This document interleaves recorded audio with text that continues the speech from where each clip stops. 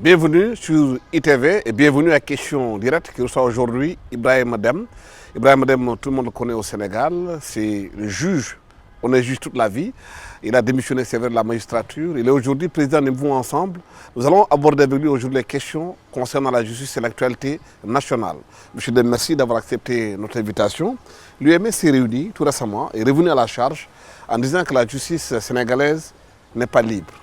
Est-ce que la justice est malade dans ce pays? D'abord, je voudrais vous remercier Alassane Samba Diop pour votre invitation. Le constat fait par l'Union des magistrats sénégalais est malheureusement un constat qui a été fait par pratiquement tout observateur averti de la scène publique sénégalaise. Depuis quelques années, la justice subit une crise depuis 2000. Cette crise maintenant s'est accentuée ces dernières années. Comme l'observe l'UMS, il y a des acteurs de la justice eux-mêmes qui ne sont pas dans l'organisation, ce n'est pas par le canal de l'organisation, mais qui dénoncent l'immixtion donc de pouvoir exécutif, notamment dans le judiciaire.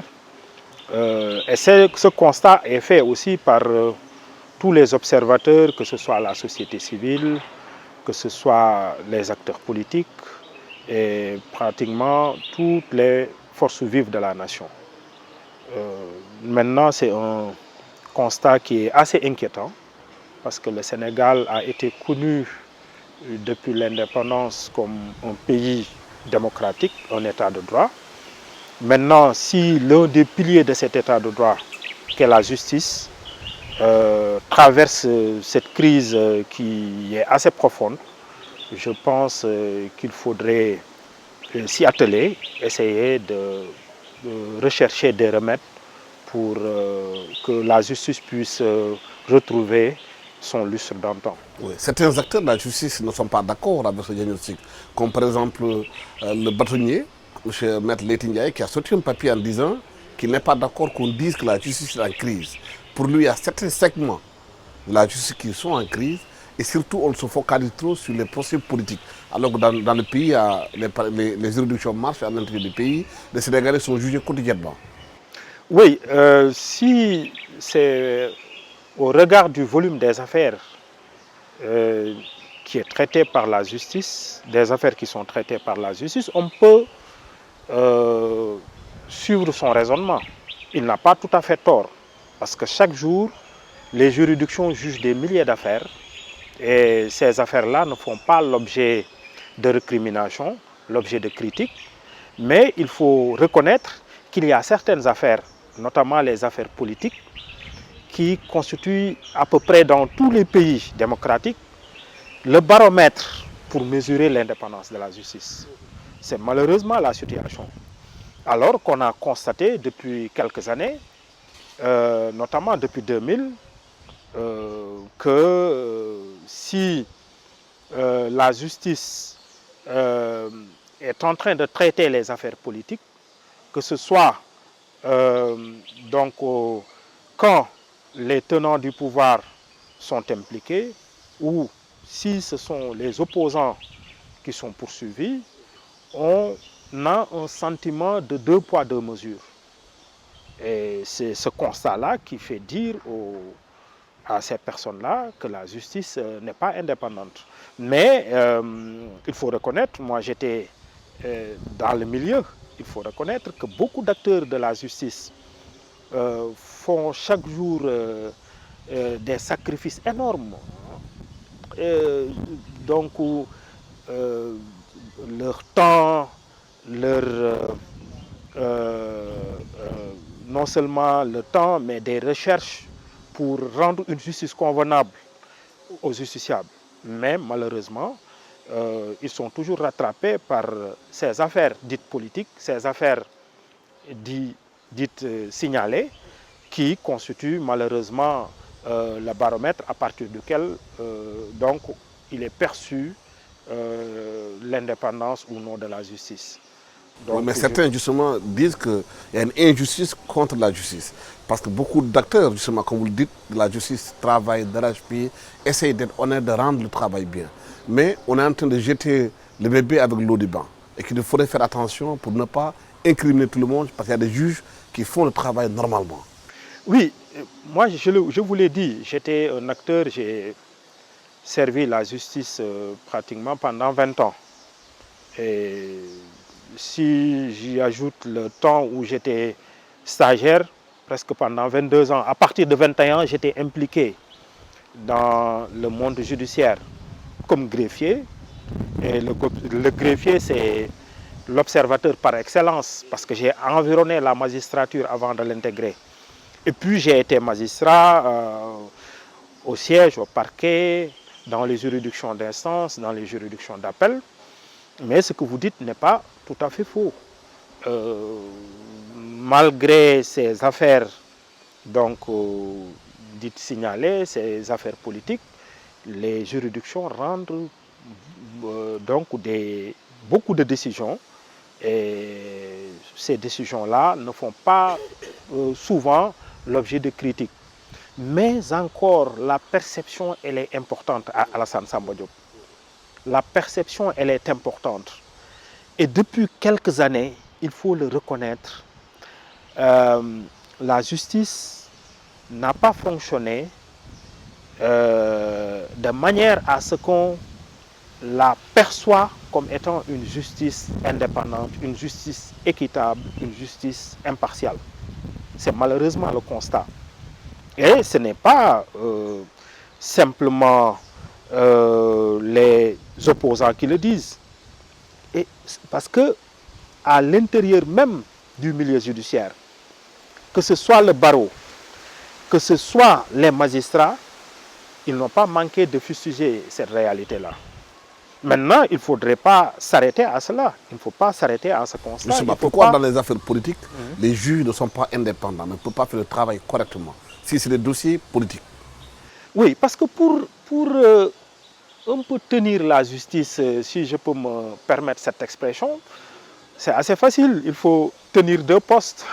Parce que les affaires les plus signalées, les affaires qui sont évoquées dans la presse sont les affaires pénales. Et nous savons tous, c'est à Dakar que se traitent ces affaires pénales. S'il y a deux magistrats qui manquent à leurs obligations professionnelles ou qui ne manifestent pas d'indépendance vis-à-vis du pouvoir politique, on peut percevoir dans le traitement des affaires un manque d'indépendance. Voilà. Alors qu'on on compte plus de 500 magistrats au Sénégal. Maintenant, c'est à travers le choix de ces magistrats-là qu'il faut réfléchir pour essayer de trouver des solutions. Nous-mêmes, quand nous étions dans le milieu judiciaire, après ce constat-là, nous ne sommes pas arrêtés à ce simple constat. Nous avons, avec d'autres magistrats, lors des assemblées générales de l'Union des magistrats sénégalais, qui regroupe chaque année les magistrats, des pistes de solutions sont proposées parfois.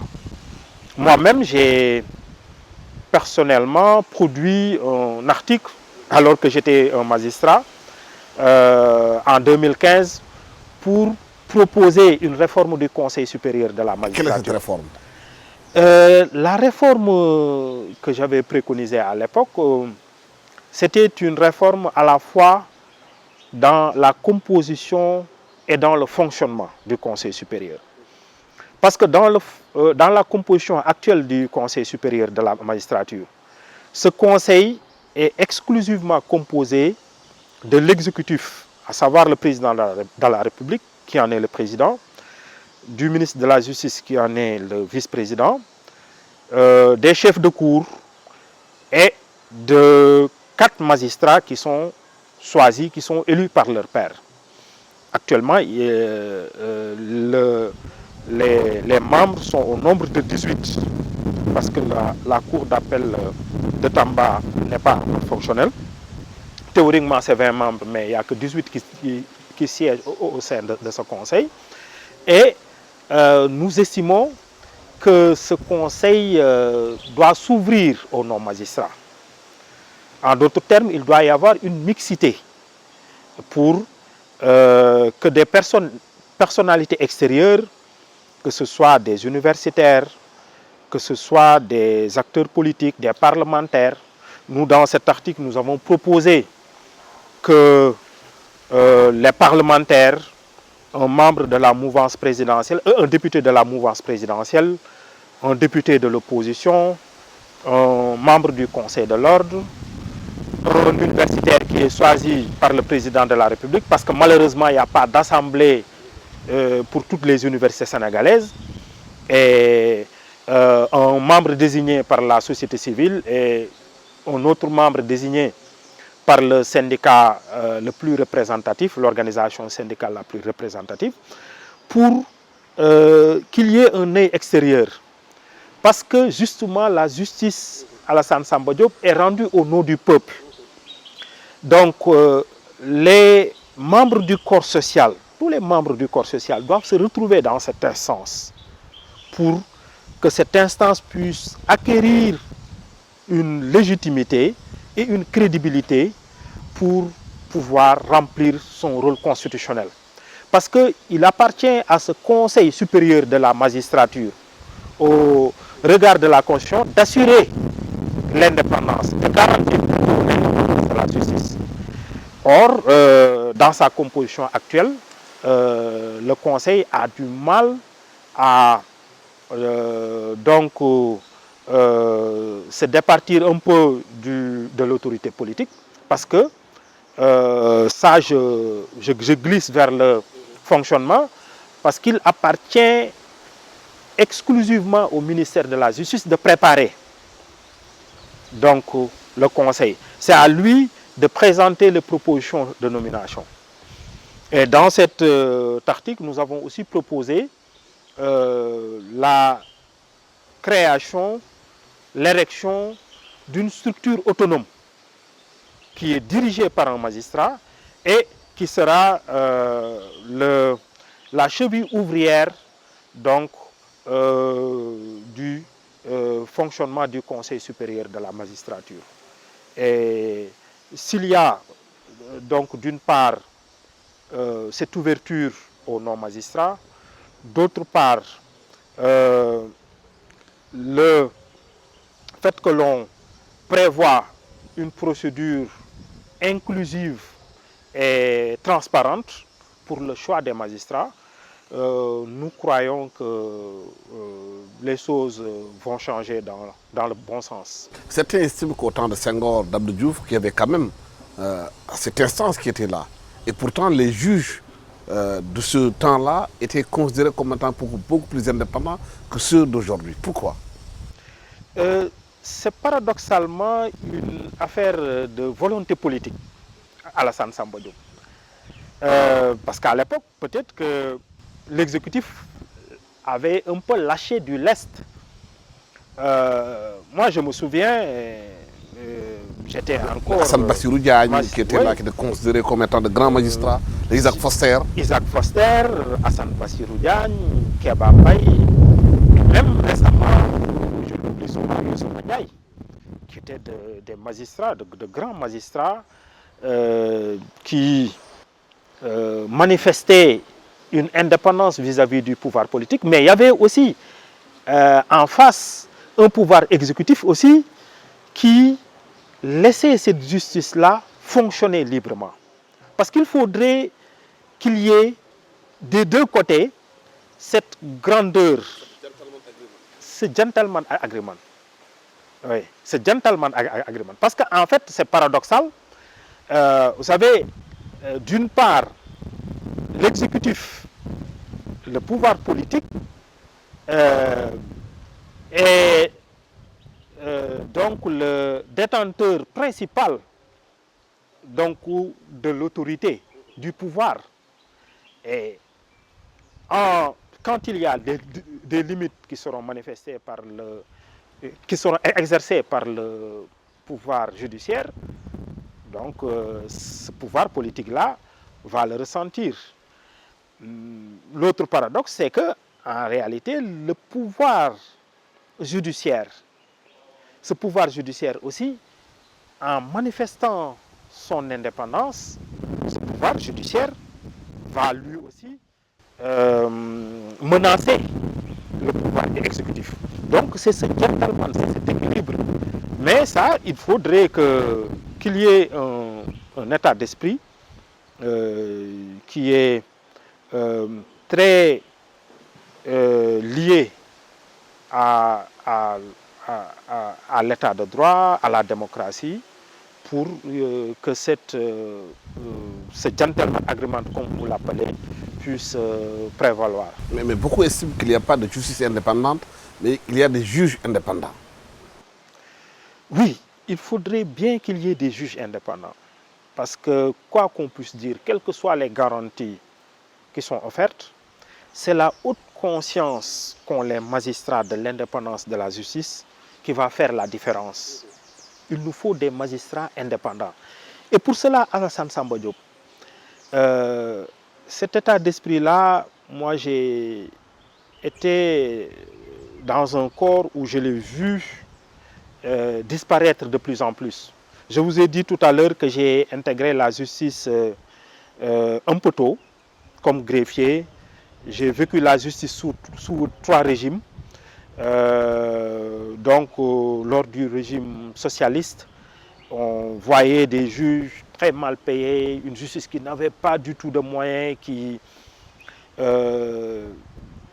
s'épanouissait dans des conditions extrêmement difficiles. Mais qui était solide. Mais avec des magistrats solides, de grands magistrats, qui rendaient de la justice dans des conditions extrêmement difficiles. Mais on sentait que ces magistrats étaient jaloux de leur indépendance. C'était des magistrats qui en incarnaient, qui avaient l'orgueil, cette dignité, cet honneur. Et malheureusement, cette tendance-là, et c'est un paradoxe, plus la magistrature a des moyens matériels, les salaires ont augmenté, et plus l'indépendance s'est effritée. Et c'est un grand paradoxe. Mais je trouve quand même, à part la volonté politique qui a un peu disparu, il y a aussi d'autre part le fait qu'il n'y a pas de grands magistrats, de grands chefs de cour, ces personnes qui incarnent et qui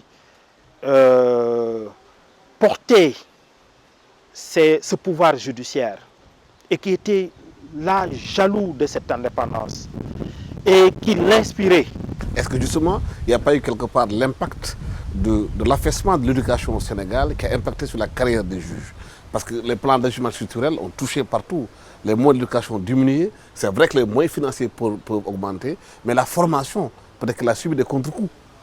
Vous avez bien fait de parler de la formation, Alassane Samba Diop. Vous voyez, nous, au centre de formation judiciaire où on forme les magistrats, on forme malheureusement plutôt des techniciens du droit. Les futurs magistrats, les auditeurs de justice, sont plus formés pour avoir des aptitudes techniques. Ils ne sont pas formés pour s'approprier très tôt des valeurs d'éthique, des valeurs d'indépendance, des valeurs de dignité, d'honneur, qui sont indispensables pour l'exercice de la fonction de magistrat. Vous voyez, la formation devait être centrée d'une part sur les aptitudes techniques, parce qu'il faut apprendre un métier, mais il fallait surtout mettre l'accent sur les valeurs cardinales sans lesquelles le magistrat n'est rien du tout. Et malheureusement, on a de plus en plus laissé à côté cette formation sur les valeurs cette formation sur la déontologie, l'éthique et la déontologie du magistrat. Et malheureusement, cela s'est ressenti. Et vous savez, moi, quand j'étais élève greffier, on trouvait de grands magistrats, les Lure Préra de Carvalho, qui venaient, les élèves greffiers étaient invités et qui apprenaient déjà depuis l'école aux magistrats l'honneur. Ils vous disaient que le magistrat, le sens de sa fonction, c'est l'indépendance. Quand le magistrat n'est pas indépendant, c'est une coquille vide, il n'est rien du tout. Voilà. Et dès l'école, ce magistrat était formé à cela.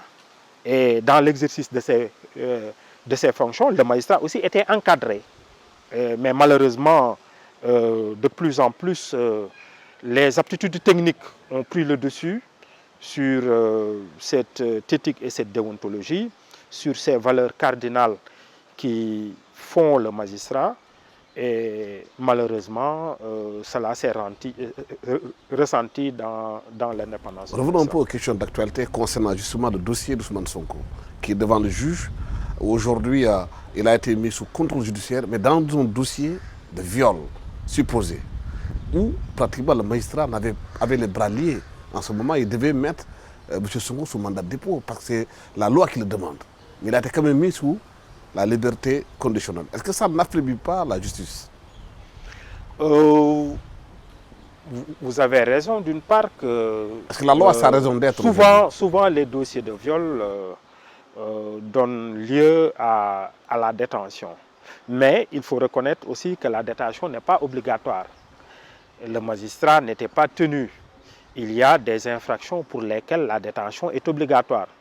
Donc le magistrat ne peut pas donc passer outre le mandat de dépôt. Mais en l'espèce, c'est une affaire qui est devenue criminelle, le viol est devenu criminel, mais le mandat de dépôt n'est pas obligatoire. Et le magistrat, dans l'appréciation des faits, peut-être aussi dans l'appréciation de l'environnement qui a entouré les faits, il a estimé qu'il devait laisser en contrôle judiciaire. Bon, de toute façon, cette affaire-là a porté un coup à la justice, un coup peut-être fatal hein, à cette institution-là. Quand je dis fatal, c'est que tout le monde s'est rendu compte maintenant de la nécessité de repenser, de la nécessité de convoquer une large concertation pour réfléchir sur cette institution qui est fondamentale pour la paix sociale, pour la démocratie et pour l'état de droit. Il y a une affaire qui oppose a priori deux Sénégalais, même si on considère qu'ils ne sont pas d'égale dignité entre guillemets. C'est quand même deux Sénégalais, une affaire privée qui s'est politisée après. Certains estiment que la famille de Adji Sarr, qu'elle a été pratiquement sacrifiée dans ce dossier parce qu'on ne l'entend pas. Oui, il faut reconnaître que cette affaire-là a été politisée et les acteurs politiques qui sont impliqués là-dessus ont utilisé les moyens qui étaient à leur disposition pour faire pression d'une manière ou d'une autre sur la justice. C'est pourquoi je te dis, cela a donc donné un coup extrêmement dur à la justice.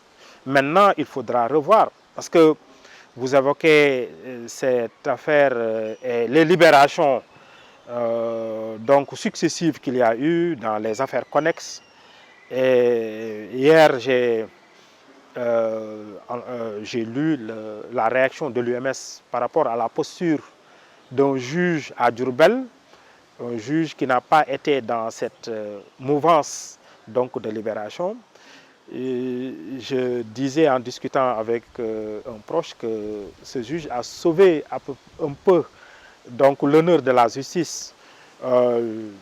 C'est pas, je pense que en ne se précipitant pas pour donc accorder, comme l'ont fait les autres, comme le réclame tout le pays, la liberté, il a montré quand même que c'était quelqu'un d'indépendant. Et je pense que c'est un juge qui rassure tout le monde, qui rassure et qui montre que dans l'administration de la justice, il y a des personnes qui sont jaloux de leur indépendance, qui se disent que malgré tout, ils doivent exercer donc leur fonction sans aucune pression et que, comme le prévoit la Constitution, il n'y a aucune autorité qui est au-dessus d'eux que la Constitution et la loi.